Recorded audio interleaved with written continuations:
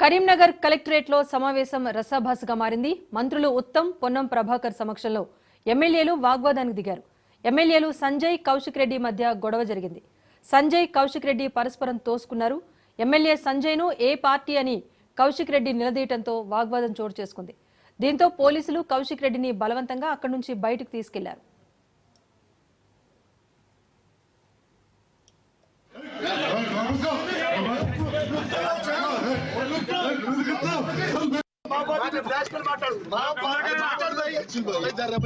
మాట్లాడు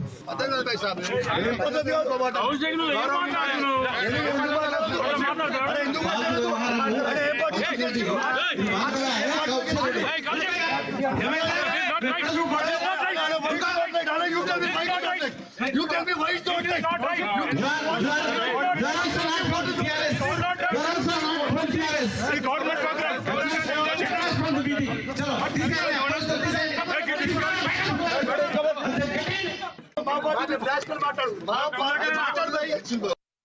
అన్నం తింటుంటే గట్టిగా దమ్ముంటే కేసీఆర్ గారు పెట్టిన భిక్షని రాజీనామా చేసి కాంగ్రెస్ టికెట్ మీద పోటీ చేయమని గెలుస్తాడో చూద్దాం. అదే జగిత్యాలో అంత పెద్ద మొగోడైతే చేయమని చెప్పు. కేసీఆర్ గారికి ఇచ్చిన భిక్షకి సిగ్గు లేకుండా ఇంకా వచ్చి స్టేజ్ మీద కూర్చొని సిగ్గు శరం లజ్జ మానం ఉంది ఆయనకు. అసలు అన్నం తింటున్నా పెండ తింటున్నా.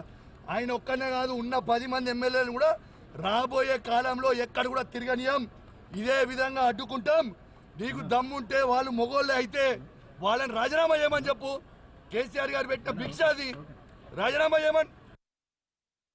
అన్నం తింటుంటే గట్టిగా దమ్ముంటే కేసీఆర్ గారు పెట్టిన భిక్షని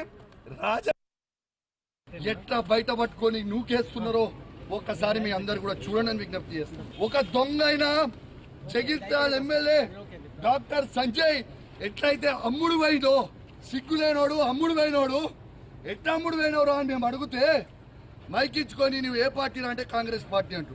మరి నిజంగా నువ్వు అంత బొగోనివే అయితే డాక్టర్ సంజయ్ జగిత్యాల ఎమ్మెల్యే నువ్వు రాజీనామా చేయి. అదే కాంగ్రెస్ బీఫామ్ మీద గెలిచి చూపి.